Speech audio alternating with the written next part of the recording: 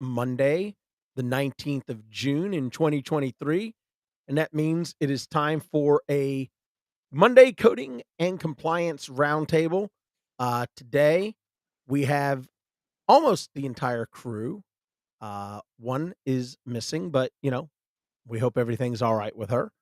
So today, we've got Christine Hall, Paul Spencer, Terry Fletcher, Scott Kraft, and I think we have a pretty dynamic show that's set up for y'all. We're excited to have you with us, and we look forward to your questions, comments, concerns. So, I want to start with Paul Spencer first. So, Paul, let me go ahead and get you into the hot seat here. Um, you shared with all of us a situation that is becoming all too familiar, and that situation is ransomware attacks. These cyber terrorist organizations getting access getting access through a firewall or through a VPN or some other mechanism. Sometimes it's not through a direct point to point access, but they'll use a third party vendor to circumvent. They'll swipe the legitimate credentials for logons of people in the organization. So when the IT folks are monitoring and they see Scott Kraft or Terry Fletcher or Christine Hall or Sean Weiss are logging in, they don't pay much attention to it because it's us, it's our credentials. But by turning away from that, they might miss a traffic report where it spikes because an exponential number of charts are being taken out of the system at a rapid rate. And I'll equate this to one of our clients in just a few minutes.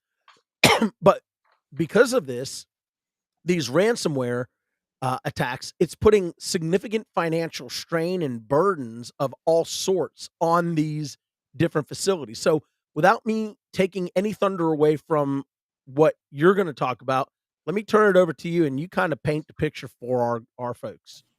Well, thank you, Sean. So, recently, a hospital about 60 miles southwest of Chicago, in a small town called Spring Valley, Illinois, population roughly 5,600 people, announced that they were going to close their critical access hospital in town. Now, they mentioned a number of factors. They also mentioned COVID-19, and they also mentioned short staffing. But if you're in the critical access hospital, you know for certain that short staffing is kind of a matter of course, that narrow margins are a matter of course, and you tend to get some of the best hospital-based billing teams in critical access hospital just because they know that they're up against the wall as far as finances go. Well, they were hit with a ransomware attack that was so profound that they couldn't get their systems up and running. They were on handwritten notes for a while, attempting as best they could to try and keep systems running, but they just decided that the better course of action was to close the hospital completely. Now, what this means for people in that area is that they now have one less critical access hospital for dozens of miles to treat acute medical conditions, such as strokes, such as heart attacks, such as automobile accidents that might happen in that area. So I there's a part of me that can't believe that we're still talking about this in 2023, understanding that hackers are extremely sophisticated. No, I don't think that anybody is falling for the Nigerian prince anymore, but we certainly have uh, many more sophisticated ways for ransomware to be downloaded into your systems.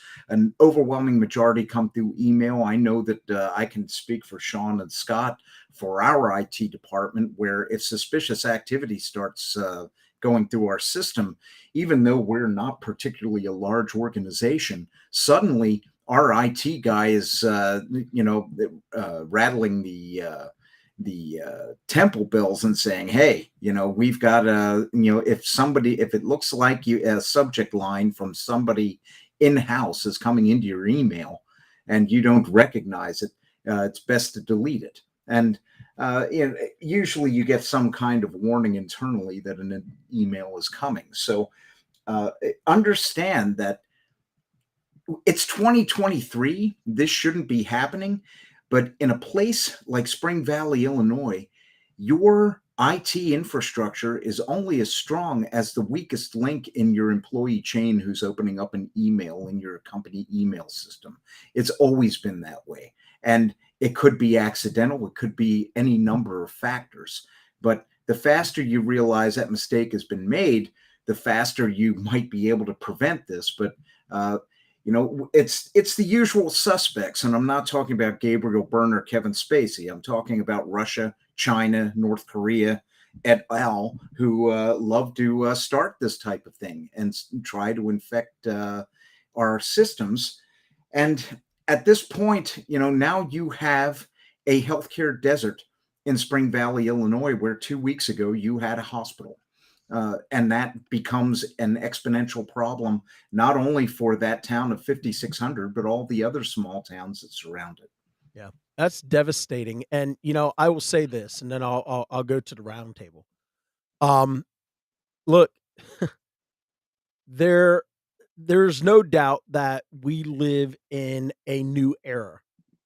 There are bad actors that are out there. There are people that are looking to harm corporations, health systems, universities. We have in our organization, we support the compliance efforts, the auditing, the coding, billing, education of several university medical programs, GMEs, and such. We've received notification from some of our clients that they were hacked. Um, their medical records were being held hostage. Of course, these large institutions have the money to be able to pay, or they get the FBI involved very quickly and they try to shut it down.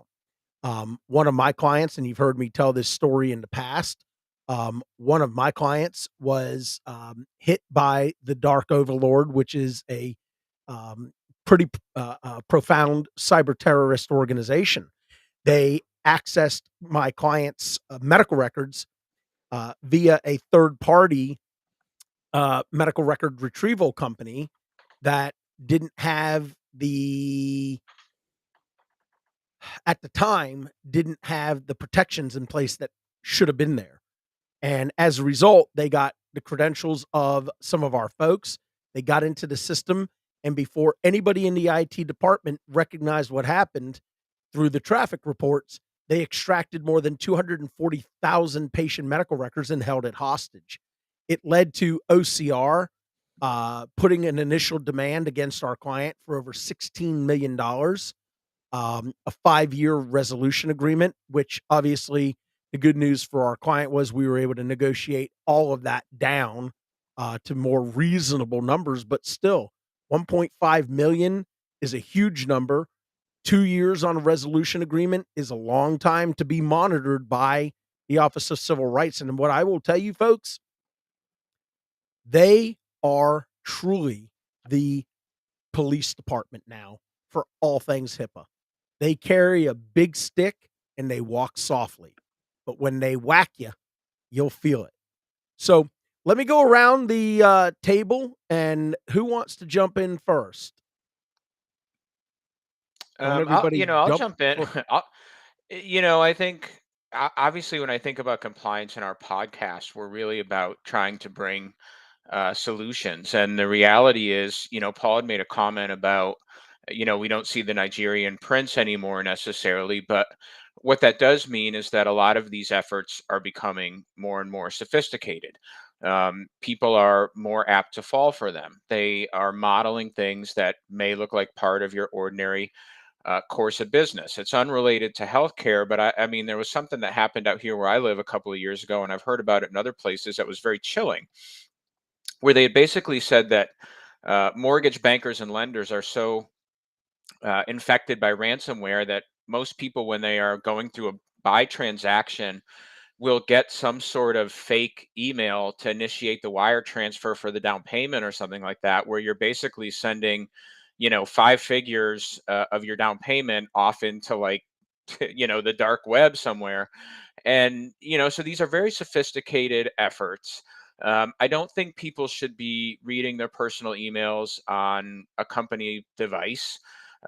If they are doing it, they certainly shouldn't be clicking on anything within them, no matter how safe you think it is. People shouldn't be downloading things onto their work devices without any sort of IT authorization. I know, Paul had talked about Sean and I and doctors management. We are not allowed to do that, right? Like if I try to download something, I get like a blocker where I have to call our IT department to do that. Like you have to be very vigilant because we all come from different places, and I will freely admit sometimes I'm not the most technically savvy person in the world. I sometimes say it's a miracle I can get the computer on every day. But in some respects, I overcorrect on that. Like I don't click on anything, right? Like I don't share anything. I don't click on anything. I don't do anything that will imperil my equipment.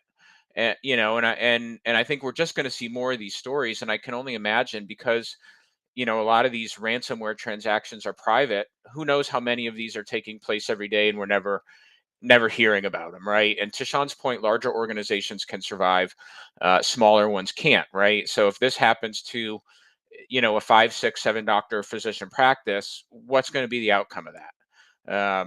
The practice is probably going to have to sell to stay in business, basically. And let me just kind of go top on that since you're going down the line here. For those remote workers out there that are using their home personal computers to access patient charts and access files and things like that, and then you take a break during the day and you get on Facebook, you get on your social media account, that is basically inviting the risk for this to happen, especially if you don't have firewalls, if you don't have safeguards. And I recently had a couple of clients that said we're having to pay $18,000 because one of our employees decided to shop on their lunch hour at their home address, a computer that, of course, since the pandemic, nobody really vets what people are working off of. And basically, they then went on Venmo and they went through the Cash App and they got the ransomware situation, the cyber attack. And then another one had it because they clicked on, to Sean's point and to Scott's point, they clicked on something to purchase. So they went shopping at lunch. And it's not just the entities. So be careful with just thinking it's at your office. It's the remote workers as well. And if you're a practice out there that has remote workers, you need to start doing some compliance oversight. You need to figure out, are they using their home computer, their home laptop, or did you issue them a work computer that has all the firewalls that, for example, Sean and doctors management people have. So, and then I know Christine has, we all have these secured computers, but does everybody else? I'm thinking a good percentage, they do not. And I think the other thing they'll probably find out is when they go to the remote worker's home that they're probably doing things at their kitchen counter, not in a locked office where you can't see anything. So, we're past the pandemic. It's time to protect. Well, and just to piggyback on that really quick, one of the things that I would say to my clients or our clients all the time was you should not be allowing people to do work on their own equipment. It just supply people with the tools that they need.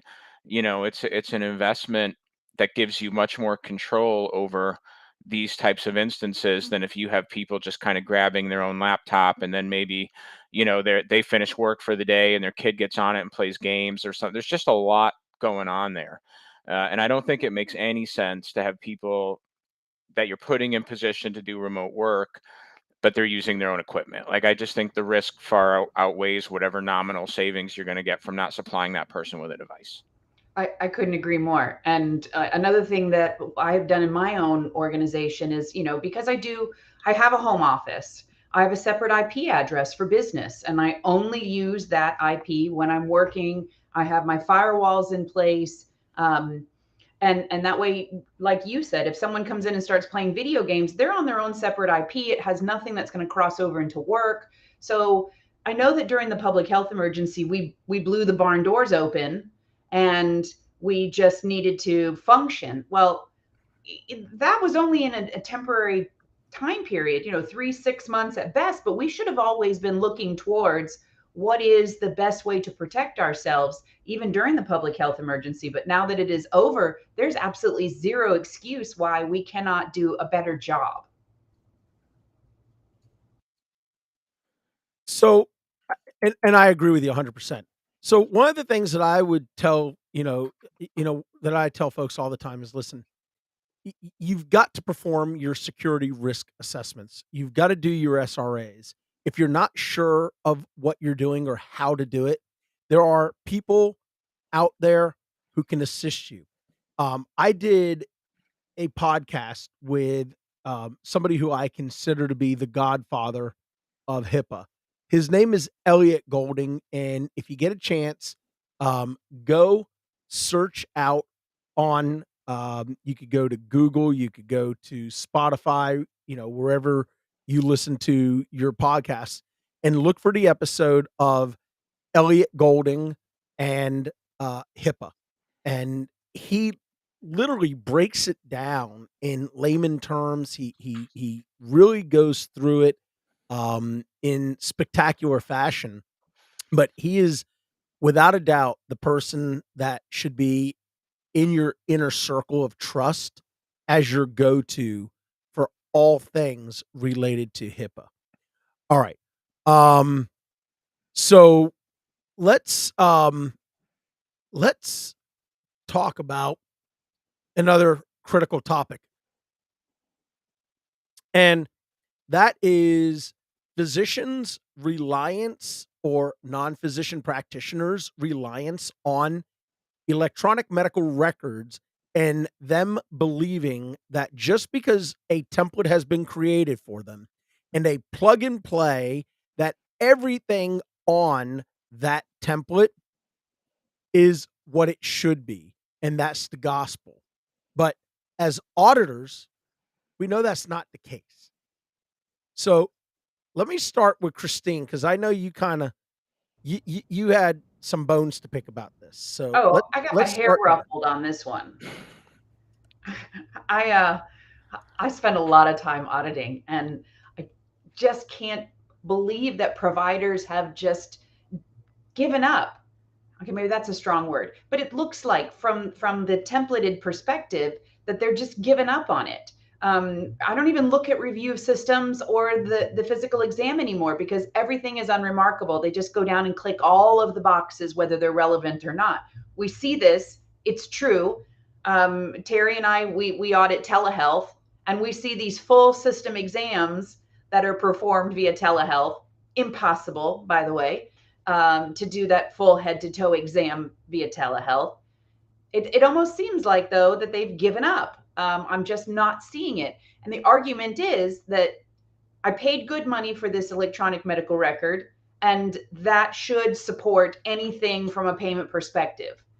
They don't seem to understand that it is just a tool that we're using, that the templates, we modify them to serve the needs of that provider, to cover continuity of care, to cover that legal record, and to support what they did from a payment perspective. So I feel like I'm constantly fighting to explain, don't give up. Do go back to the SOAP note, maybe, think about it from that perspective. What would you have done if this was just your typical SOAP note there? Terry, I know that you've struggled with this too. Well, and I'm also having something that I'm frustrated with, and this is because, again, going back to the EMR, the EHR, the doctors are assuming, and you know what happens when you assume? They're assuming that not only is that EMR gospel, but they think it's also being updated. And since we've had the 2021 rules, they haven't been updated. Everybody is still using the 97 or 95 guidelines.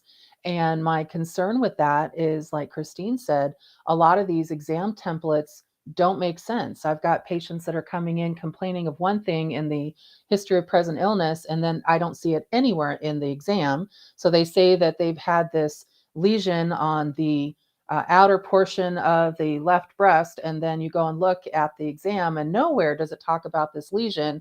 And then in the assessment and plan, they're doing some kind of lesion removal. I'm like, oh, how did you know that if you didn't, do some kind of exam? And then I get the provider saying, well, I didn't have to do an exam anymore. Remember, it says I don't have to do a history exam. I'm like, oh my gosh, did anybody not read the rules? You still have to have a problem pertinent, medically necessary history and exam. Otherwise, it doesn't make sense. So my concern is also the doctors hire us and the providers hire us, the hospitals hire us to give them information so I thought that they're compliant, peace of mind, understanding what, or that they're supporting what they send. But I'm finding that it's now such a combative relationship and a struggle. They don't want to believe your results unless you're telling them, look what I found to make you more money. And it's just like, we do find that on occasion, but our role is to make sure that you are compliant, that what you're submitting to a payer is supportive of what you've documented, and that you're using the correct guidelines and rules for today's encounter, not for 2019's encounter. And so there's some frustration on a lot of audits right now, because I just don't see it being a partnership, relationship from an auditing perspective. And the last thing I'll say before I'll send it over to somebody else is that make sure that education is part of your audits. I'm finding that audits, just for the sake of having the results without any corrective action education, does absolutely nothing. I've actually had to put it now in my auditing that if you're going to hire me, I want to see, you have to rehire me back in 6 months to make sure you did what I recommended, especially if I find blips that are borderline, I'm not going to use the F word, but are borderline inappropriate for how you build it. So, Scott, I'm sure you see all kinds of things like this. Well, hold on one second before you go, Scott. I want to put up Pam's comment, because I think it's a great comment, and I'm with her 100%. The EMR vendors have a part to play in this. The layout of the note needs to be updated to use 21 terminology. How many providers right now, when you're looking at their notes, are still the EMR, templates are based on 95 and 97 documentation guidelines? The problem is, though, it's not in the contract. They don't have to do it. We'd like them to do it, but there's no contract saying they have to. Yeah. Or there's an additional fee to update those templates, and providers just don't want to absorb that cost. Well, I'll address that in a minute, but Scott, go on. I'm sort of two minds on that. So I did this audit last week, and it was an audit where the assessment and plan was like probably among the most templated things I've ever seen, to the point where it basically had a list of diagnoses, and then there would be a comment like each diagnosis was addressed based on its severity, and any medications were refilled as appropriate, right? And I'm like, okay, so I don't know what, if anything, was refilled. I don't know what this person's on.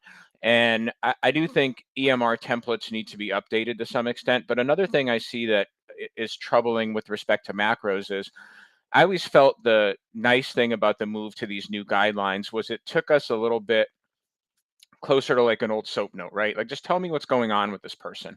Be granular in the history, be granular through the exam. The nice thing is, you're an ENT, you no longer have to do like a head to toe exam in order to make sure you get like your level 4 or whatever. You can just be very upfront and specific about what's going on. But what I end up seeing in these macro statements is I'll see the provider essentially like aping the terminology of the guidelines and saying, well, this is a new diagnosis with uncertain prognosis, but it really doesn't match the way the guidelines define that terminology. And it's, we're coming into this world that I see sometimes where I think notes are becoming over macrotized, and the providers are basically like giving us these very generalized statements like, hypertension stable refill, hyperlipidemia stable refill. I don't really have a lot of level detail about it. I don't really have any great, history that takes me through it. And, it ends up being something that's like the bare minimum to qualify for a code, but it ends up being sprinkled in with language that really is templated in a way that is designed to deliver a code level. So I see that a lot around things like surgical discussions and injections, where I was having a conversation with a client earlier today where sometimes I'll read a note and it's like the provider is pitching injections for the first time for like a knee or a shoulder injury. But if you go back through the record, like every 3-4 months, it's kind of the same discussion. Like, well, we could try an injection. And if I'm only looking at one note, I'm saying to myself, well, this looks like a decision to do a minor procedure, but it really isn't, right? And so I think, I don't know how to solve some of that, but it's getting back to the roots of compliance, the roots of understanding like what risks you're taking as the rendering when you're doing some of these things. And I think, to Terry's point, engagement and education. I have some clients for which I do the education. I have some clients for which they want to do the education internally and they just want like our findings. I tend to find that when I'm doing recurrent audits, the rate of success goes up more when I do the education. And I think that's less a commentary on my education skills, but more a comment on the fact that I don't work there, right? Like the doctor doesn't sign my paycheck. I don't have to worry about, causing some sort of dissent in the ranks. I don't have to worry about, being afraid to have those conversations. And it's, I think this is a very important discussion that's got a lot of layer and nuance to it because I thought documentation would get better with the move to these guidelines. And I think in some ways it's getting worse. I You agree with you, and I think so we think the documentation has gotten worse, right? And I'm sure auditors at the insurance companies, at the government, at CMS, they probably all agree as well. But the doctors probably love it, or the qualified healthcare professionals probably love it because they look at it and they say, I only have to provide what I believe is a medically appropriate history and exam. And since nobody has defined what that is, I can basically put down whatever I want it to be. Terry, what are your thoughts here? Well, I agree with you since I'm doing probably 50% audits for payers and 50% for providers. I'm finding that what payers are looking at and what the provider audits are looking at are completely different. And I'm trying to incorporate my knowledge from what the payers are looking at and explain to my clients, look, they're looking to make sure that you are falling in within the guidelines of the current AMA and that it is medically necessary. And I know, Sean, you and I are having a conversation tomorrow about that. But the one thing that I think is lost too is internal versus external audits. And I know we have a lot of listeners. I know Pam, and I know Sonia. I know that we have just a lot of people that are listening to this that are auditors as well and do a great job internally. But we do have some internal auditors that are, as Scott said, you work for your provider. You don't want to ruffle feathers. You're concerned about if you bring up any negative information that, not just could you be canned, that, it's not going to be well received and it could um, basically reflect badly on you. We don't have a stake in that. You hire us basically as a third party auditor to say, look, this is what you billed, or if it's retrospective, or this is what you're going to bill prospective, and these are the rules. And did you match? Did you support it? And we don't really have a stake in if somebody doesn't like what we say. We just say it like it is. And a lot of audits are positive. We don't get us wrong. We do have some positivity out there with a lot of audits, but more and more we are finding that even the practices that internally audit, it's not always, it's more to show the physician that they can placate what they want instead of really tell them the reality of what it is. And I have several clients that when I see them internally audit, and they say, can you take a look at this? Because we just got a payer audit and our internal auditors said this was, A-okay. And I look at it and I'm like, well, you guys actually failed the audit of the 30 records you sent me by 80%. And it's just like, how did we fail that? And I just said, well, first of all, you don't have a complaint and you're trying to bill something that isn't there. Secondly, you're kind of fishing for services. You're not really saying that the patient has something. And third, your history and exams, even though again we don't use it to level, are not consistent with what the patient's presenting for. And when we see those inconsistencies, you're going to get a payer. I'll just put it out there. United Healthcare does this. If the patient complains of something in the history and there is not an exam to show that you address that complaint, they won't even read your medical decision making. They'll just negate the record. They'll say, well, obviously this isn't accurate. To Christine's point, you say you palpated a mass in somebody's neck for, a thyroid situation, and this is a telehealth visit. Somebody's going to say, whoa, whoa, whoa, how'd you do that?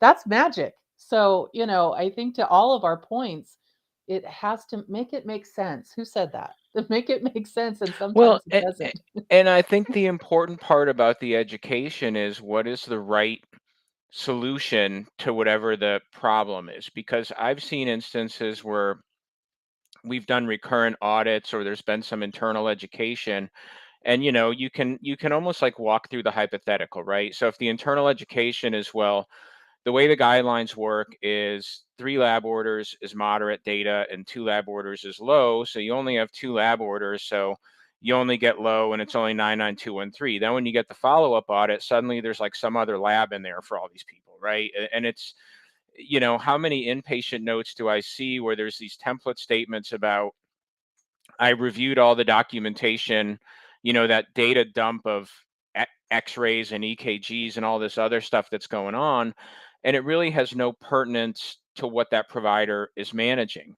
and I think there's gonna be. I feel like these guidelines are great, but in some ways they went too far towards enabling these types of things because of some of the vagaries that we've talked about in this conversation. And at some point, if the bell curve data comes out, if the payer data comes out and shows, well, all of a sudden we've got all these level 5s and level 4s, there's going to be some sort of course correction to this stuff. And I mean, I think those are our concerns. I think Terry said it. We see a lot of great notes. I mean, I do a lot of audits where the providers do a great job with the documentation and understanding. But, one of the interesting paradoxes of the guidelines sometimes, and this was probably more the case for 95 and 97, but I see it now, is I would find myself penalizing the providers who documented just more naturally because inevitably they would miss something versus the provider who had a giant template of statements and macros and everything else. And in reality, these guidelines should be closer to the world of less macros, less template. Just tell me what you're like doing. Tell me what you're ordering. Tell me what the history is. I mean, that's the way I think these guidelines were intended to operate. But between, EMRs and things that providers are doing, I think we're just finding circumstances where, data's driving the note. Things are coming up in documentation that doesn't make a lot of sense.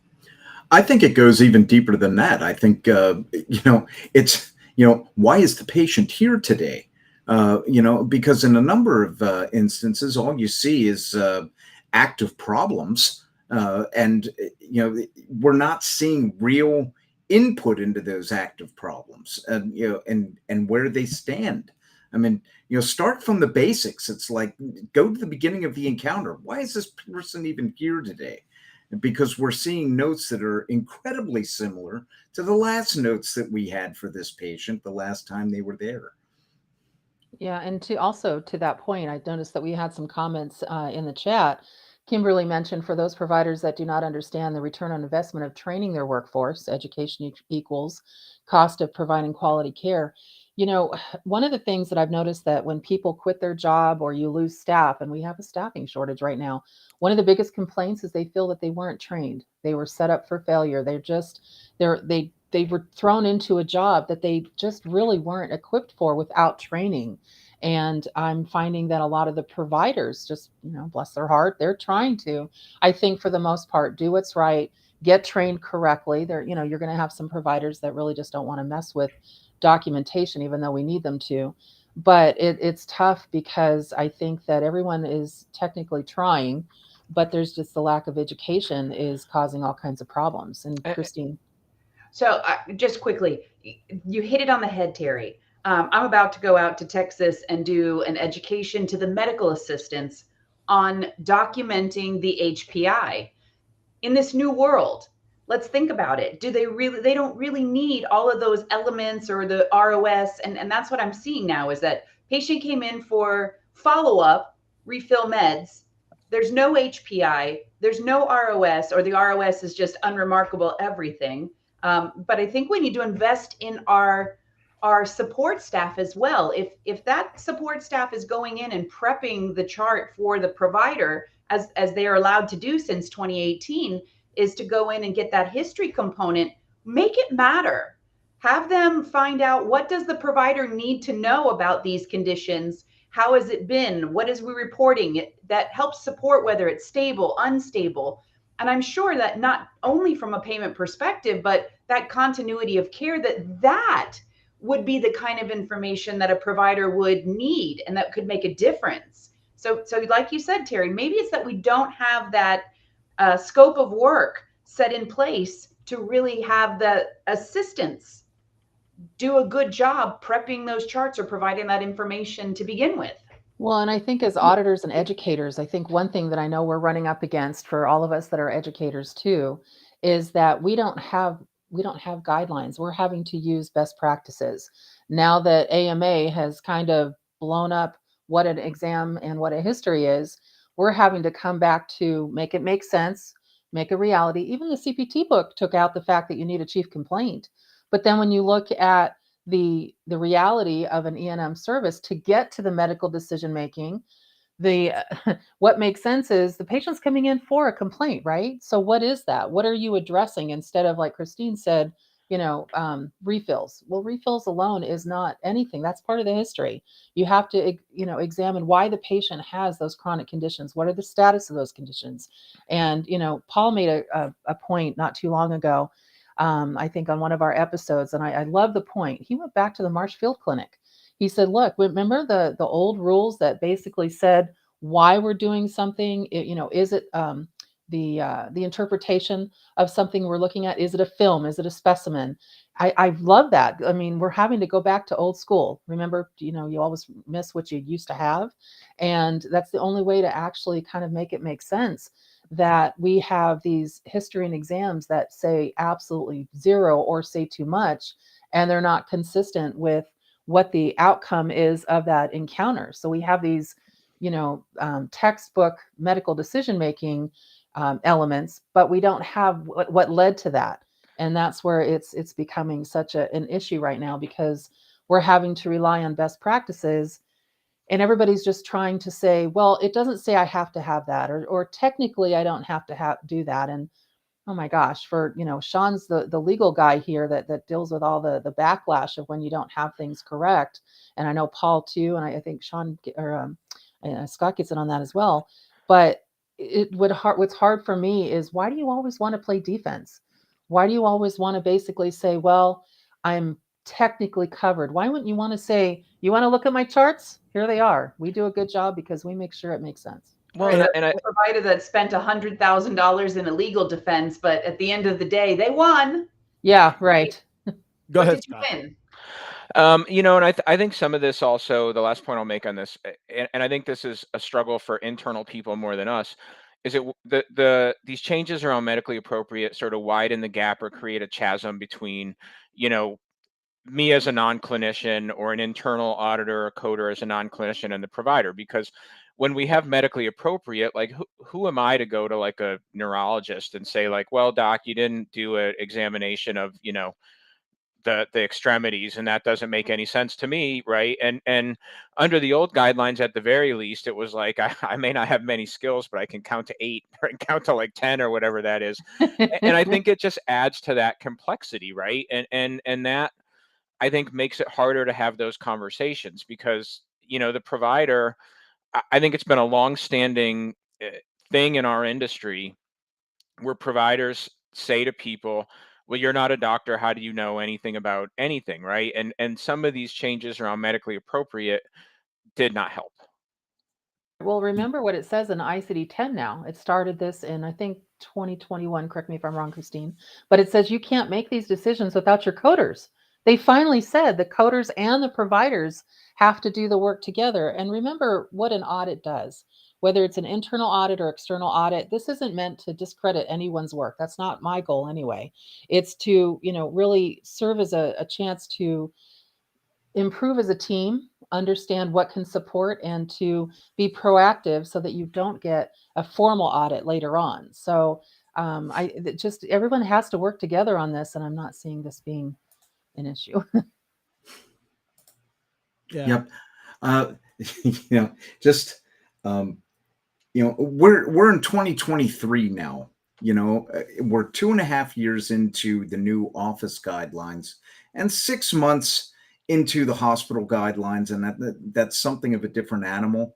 But realistically, we should be seeing at this point an end to documentation that contradicts itself, whether it is a history of present illness where the patient states that they also complain of shortness of breath, and then we go into a review of systems template, which is not needed anymore, and it says deny shortness of breath. I mean, we should be beyond this, and we're still seeing it. And I understand that EMR companies are going to charge you a fortune for putting these things together. But at the end of the day, you need an EMR champion inside your practice, and it should be somebody who's a clinical person to tell you, hey, it's time to fix this. We're 2.5 years in, I mean, 2.5 years in the, 2.5 years ago, we didn't have Chat GPT. I mean, 8 months ago, we didn't have Chat GPT. The world is moving. The world is changing. You have to keep up. Yeah, and one thing I would say too is just appreciate that it's not easy to do these things, right? Like one of the last points I'll make on this is time, right? Like how many times I've said the sort of joke on this podcast before. In 2021, every patient got 5 more minutes on their level 4s, right? Like suddenly everybody that used to get 25 minutes started to get 30 minutes. But how many times, like I've gone through some of these things with clients where I've asked them about time and they just sort of say, well, if the provider documents it, we just accept it. Yeah. And then you look at the note and you're like, well, how in the heck did this take 30 minutes, right? This is like a 12-year-old kid with a sore throat, right? Like it's just, and I just, you have to be thoughtful about the necessity of the work process, because especially I'm looking at these audits and every patient's 30 minutes, right? It's like, it's never 25, it's never 33. It's like always exactly 30 minutes, encapsulating review of records, right? So I want to add something to this, right? Because I don't know. I mean, I know what work our in-house team, Scott and Paul, do, and I know they don't sit on the stand. But I think, Terry, you've been deposed, and Christine, you've gone through it. I will tell you from all the cases, and I probably have 40, somewhere between 40 and 50 cases that I've been a part of, just in the last 5-6 years.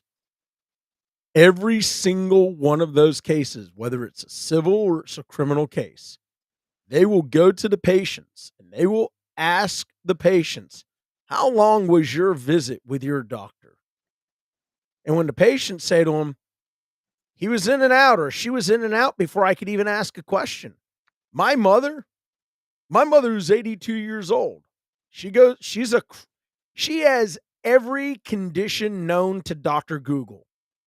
Every day it is a different, Sean, I have X, Y, and Z. And I'm like, who told you that? Well, I Googled it. Well, thank you to Dr. Google. I appreciate Your mom know my mom? Yeah, probably. So, what I will tell you is, and the number one complaint I get from her, because she lives in Florida, she lives in Boca Raton, Florida, where all the Medicare beneficiaries either live full time or they migrate to as snowbirds. Every single one of them says, I saw my doctor for 2 seconds. My doctor was in and out. They didn't even examine me. Folks, I am telling you, do not simply sit back and accept what a provider puts down as time. Look at their schedules, because I'm going to tell you, while we have an ability to disprove the medically impossible day when it comes to practices that use PAs and nurse practitioners to get to the certain number of RVUs, which makes the government kind of go, wait a minute, I will also tell you what becomes impossible to defend is every single visit can't be 30 minutes. It's statistically improbable. Okay. It, it, it, it, it just can't happen.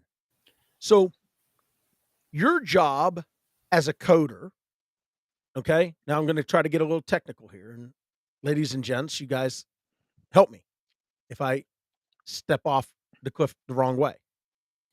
As a coder, your job is to review the medical documentation created by a provider prior to the submission of the claim to ensure that they dotted the I's and crossed the T's and that the CPT, ICD, and HCPCS code that were selected are substantiated by the documentation. In other words, your job is to abstract information to make sure that the claims are kosher before they go out. As an auditor, your job is, if you're doing prospective audits, the same thing, right? As a coder, prospectively review the claims to ensure that the documentation substantiates the services being billed or the level of services being billed. On a retrospective, a looking back process, your job is to take a look at what was billed, what was documented, what was paid and or denied or requested as additional documentation to support what was billed, and to make a determination as to whether or not it was supported. Whether you're a coder or you are a biller, at the end of the day, your primary responsibility is to be an educator of the uninitiated, which in most cases are going to be the clinicians. And your job is to educate them as to what the coding, billing, and documentation guidelines are so that they can submit clean claims. And on the back end, to Terry's point, when somebody says, we're going to take a closer peek at what it is that y'all have done, that's when you say, yeah, man.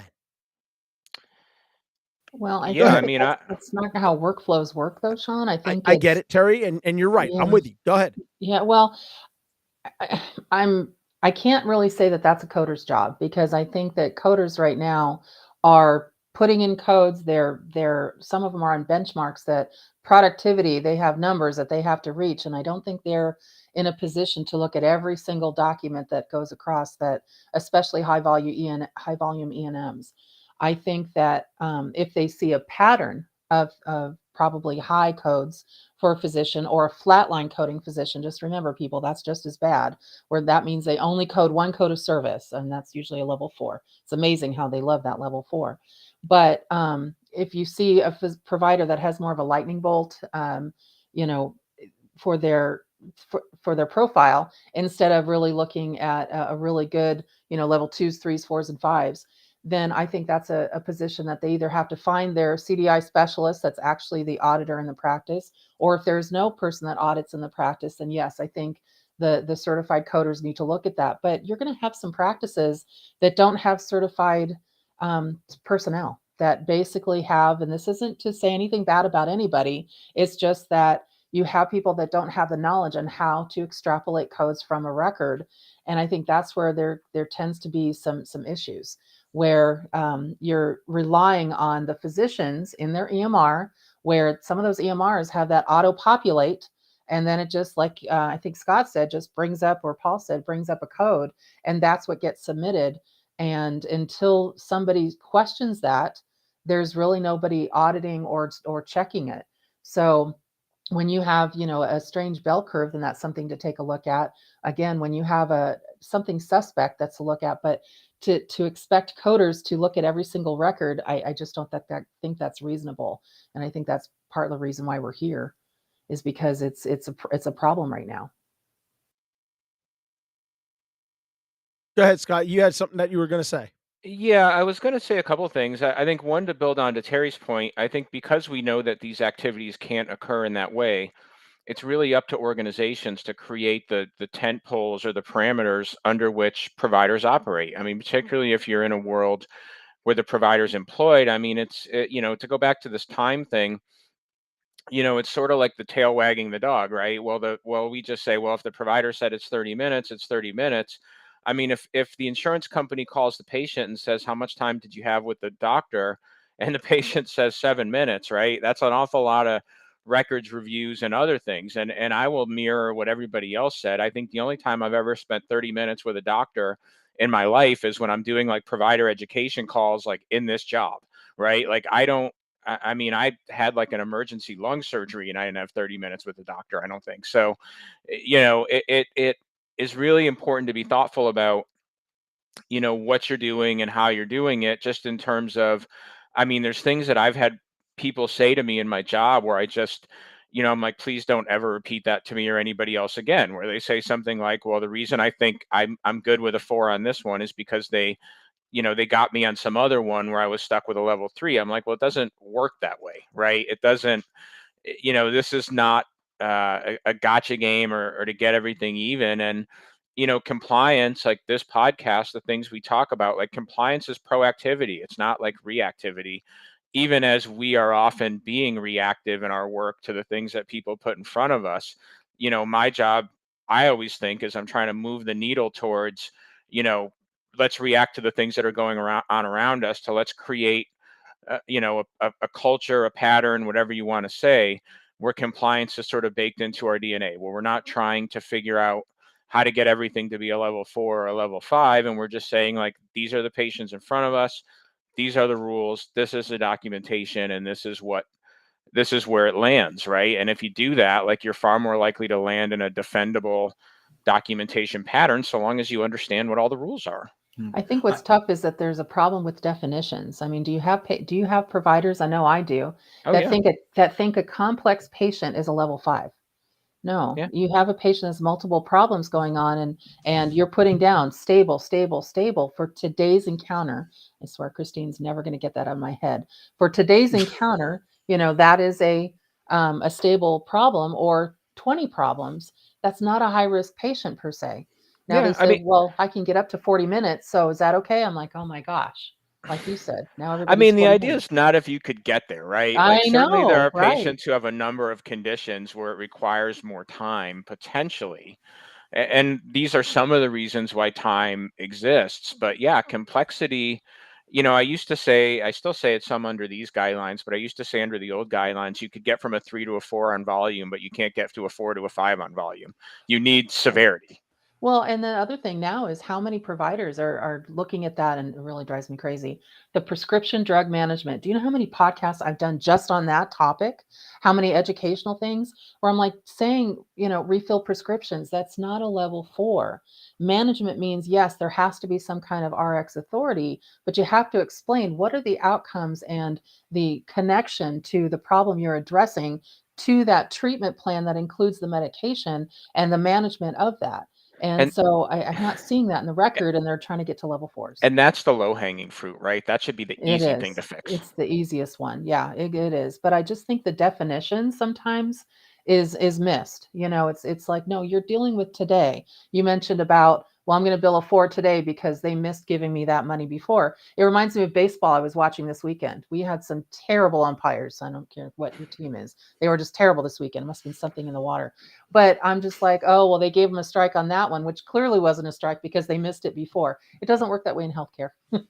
So you have to be careful There are with no that. makeup Did, calls. There's no did makeup. anybody Yeah. happen to see the nutty Dodgers Giants play the No, other I I'm did day? not I did watching see a Dodgers right highlight of now that, because yeah. they're evil. Yep. All right, Paul, I know you had something that you wanted to say. Go ahead, buddy. Yeah. Well, I had 6 doctors in my family, and I can tell you that I never spent more than 30 minutes with any of them. And I'd like to include my late Uncle Alfred, who used to go around criticizing people for eating dessert. It worked for him because he lived to be 99 years old. But and that's the lighthearted part of that conversation. But honestly, in 2021, when the E&M guidelines were changed, it's no longer, I spend half the encounter talking to the patient, so I get a level 4 or level 5 or something of that nature. Time is a lot more granular now. You've got to identify those individual activities more so what you did away from the patient than you did with the patient. Yeah, what Because specifically transpired yeah, during the course of the day in which you had to yeah, face-to-face encounter with the and patient? and Well, spell it out. And these yeah, catch-all paragraphs that say it included blah right. blah blah blah blah blah. Blah. Well, did it, or is that just something that It's you're a just canned statement. Is plastering it a macro? to Exactly. documentation just to That's right. cover yourself? Well, what did I send you guys not too long ago where it said it was buried in the splitter shared visits and it was like a D element and it said, oh, for time visits, we're going to be scrutinizing those even closer now. And I'm like, where did you put this in this update? This is for splitter shared visits. This had nothing to do with E&M, but they related it to E&M services when it came to time. It was just like, Oh, okay. these notes I saw last week that I was talking about before, these notes had time in them as well. And I kind of threw up my hands, and I have to talk to the client a little bit later today. And I was like, look, I can't justify the time because I literally have no idea what they did. I I couldn't have tell you what meds they're on. I couldn't tell you how their conditions are on an individual basis. Scott, I've got doctors that say the time should start when the patient walks in the office because they're paying the expense for the office space. I'm like, where did you get that from? Give me a cited works for that. The- They said, and the timestamp. I mean, I guess I would not as shaking my head as hard if they would have said from the time the patient walks in the room. But I said you have to be in there, and they said, well, there's a timestamp on our EMR, so it says what time the patient walks in the room and what time they're checked out. I'm like, okay, but we're looking to inter-service time. When were you in there? And then also, then the ancillary staff is doing some of the history, some of the exam components. And I said, it says clearly in the AMA rules, you can't use that. It's what you do. And they said, well, they mean me and who works under me. I'm like, no, they don't mean that.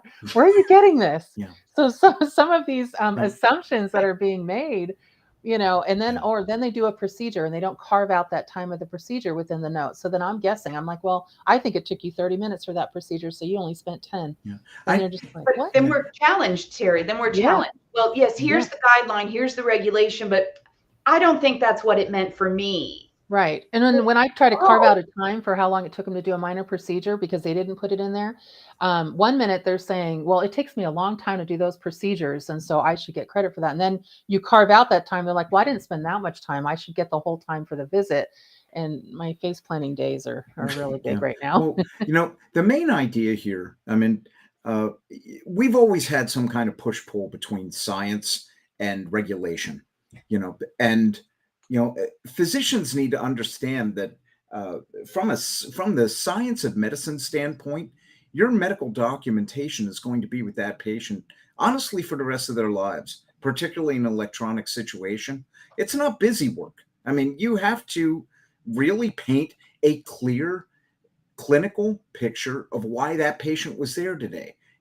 It's not just a matter of these are the new rules, so now I can do the bare minimum. That's not it at all.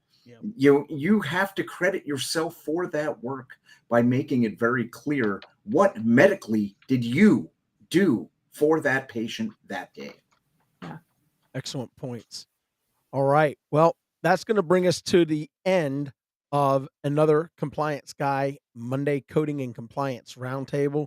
As always, I want to thank Christine, Scott, Terry, and Paul. We missed Stephanie this week, but I know she'll be back with us again next week. Thanks to each of you for being here today, and to each and every single one of you who continuously tunes in, logs on, and hangs out with us. Thank y'all so much. Terry and I are going to be back tomorrow with a brand new hashtag Terry Tuesday. I have a feeling we're going to build on some of the medical necessity stuff that we've talked about here today, and I'm looking forward to that.